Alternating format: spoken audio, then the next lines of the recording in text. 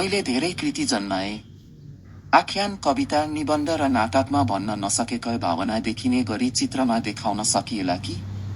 चित्र विचित्र कुची क्यानभासमा चित्र केका धेरै समय साइचे मान्छे नै केन्द्र आए।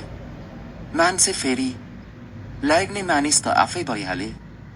मैले धेरै हेरेको साइचेको त स्वास्नी मानिसै आए। सबैभन्दा चरम उत्कर्ष र मायाक उमेरकै चित्र पेन्टिङ। माइली खाएस आकर्षक, अद्भुत, मान्छेले देख्न सक्ने सबै हाएस। कायर्न थाल्छु बेनियमसँग। शरीर सर्वसौन्दर्यमयी बन्छ तर अनुहार कस्ता बनाउने? म सर्वशक्तिमान भएको छु, चाहे जस्ता बनाउन सक्ने।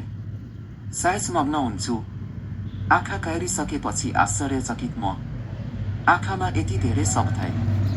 हेरेकै म बिर्सन्छु मैले नै काइरेको आए। चित्रकै आँखा चिमचिम हुन्छ, साथै मेरा पनि अनायास आँसु हुन्छ।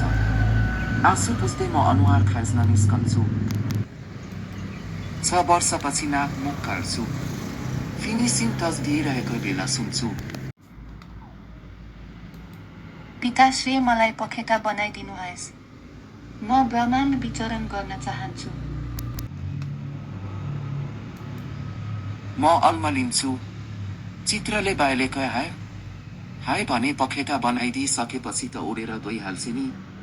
6 दिन अलमलमै बित्छ। अन्तमा सायद छु मैले कतै घुमफिर भ्रमण गर्न पाइन। मेरै चित्रपुत्रीले घुम्ने उड्ने इच्छा गरी म पखेटा थप्छु। धन्यवाद पिताश्री, बिदा। म फर्केर आउनेछु। तिनी उडेर गई। म चिच्याइरहेको थिएँ, पर्ख म पनि आउँछु। म पनि तिनीसँगै उड्न थाल्छु।